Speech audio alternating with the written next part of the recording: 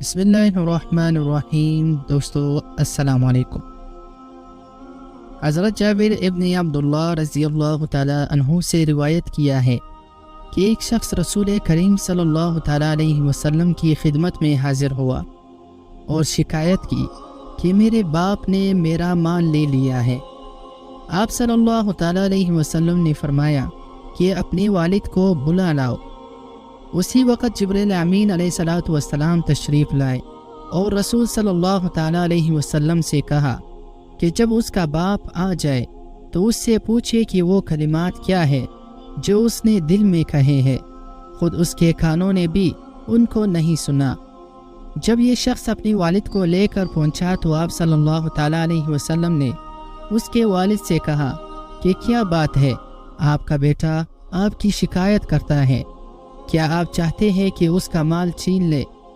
والد نے عرض کیا کہ آپ اسی سے یہ سوال فرمائے کہ میں اس کی پوپی، خالہ یا اپنے نفس کے سوا کہاں خرچ کرتا ہوں؟ رسول صلی اللہ تعالیٰ علیہ وسلم نے فرمایا، جس کا مطلب یہ تھا کہ بس حقیقت معلوم ہو گئی، اب اور کچھ کہنے سننے کی ضرورت نہیں۔ اس کے بعد اس کے والد سے دریافت کیا کہ وہ کلمات کیا ہے جن کو ابھی تک خود تمہارے کانوں نے بھی نہیں سنا۔ اس شخص نے عرض کیا کہ یا رسول اللہ، ہر معاملے میں اللہ تعالیٰ آپ پر ہمارا ایمان اور یقین بڑھا دیتے ہیں۔ جو بات کسی نے نہیں سنی اس کی آپ کو اطلاع ہو گئی، جو ایک معجزہ ہے۔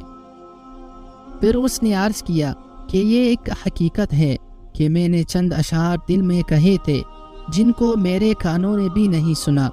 آپ صلی اللہ تعالیٰ علیہ وسلم نے فرمایا کہ وہ ہمیں سناؤ۔ اس وقت اس نے یہ اشعار سنائے۔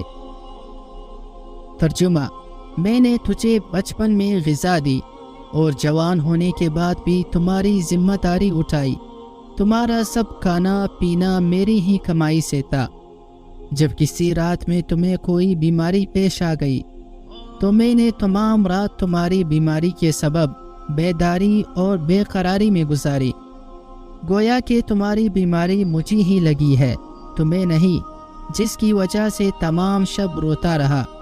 میرا دل تمہاری ہلاکت سے ڈرتا رہا، حالانکہ میں جانتا تھا کہ موت کا ایک دن مقرر ہے، پہلے پیچھے نہیں ہو سکتی۔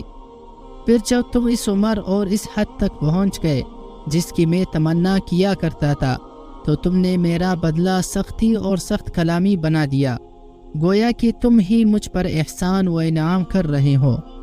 کاش اگر تم سے میرا باپ ہونے کا حق ادا نہیں ہوتا تو کم از کم ایسا ہی کر لیتے جیسا کہ ایک شریف پڑوسی کیا کرتا ہے، تو کم از کم مجھے پڑوسی کا حق تو دیا ہوتا اور خود میرے ہی مال میں میرے حق میں بخل سے کام نہ لیا ہوتا۔ کریم صلی اللہ تعالیٰ علیہ وسلم نے یہ اشعار سننے کے بعد بیٹے کا گریبان پکڑ لیا اور فرمایا، جس کا ترجمہ ہے یعنی جا، تو بھی اور تیرا مال بھی سب تیرے باپ کا ہے۔ دوستو یہ تھا ہمارا آج کا واقعہ۔ اگر آپ کو ویڈیو اچھی لگی ہو تو ویڈیو کو لائک اور چینل کو سبسکرائب کر دینا اور کمنٹ میں اپنی رائے کا اظہار ضرور فرمانا۔ ملتے ہیں نیکسٹ ویڈیو میں، تب تک کے لیے اللہ حافظ۔